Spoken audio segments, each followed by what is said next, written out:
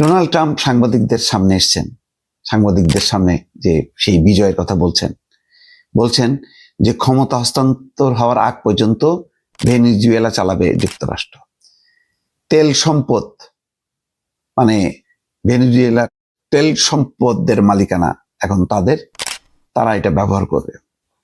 আসলে লক্ষ্য হচ্ছে তেল, মানে ধারণা করা হয় মাটির অনেক গভীরে ভেনেজুয়েলায় বিপুল পরিমাণ তেল আছে, যেটা তোলার সক্ষমতা নেই ভেনেজুয়েলা। এখন সেই সক্ষমতা প্রমাণ করবে আমেরিকা, এবং সেই কারণেই এই যে সমস্ত মানে ঠুটকো অভিযোগ, আন্তর্জাতিক বিশেষজ্ঞরাও বলেছেন এগুলি কোনো গুরুতর না। এইরকম উত্তর আমেরিকা, দক্ষিণ আমেরিকার নানান দেশ, কলম্বিয়া, ভেনেজুয়েলা, তারপর হাইতি, এই সমস্ত দেশগুলোর বিরুদ্ধে এই ধরনের অভিযোগ আছে যে মাদক উৎপাদন এবং পাচার।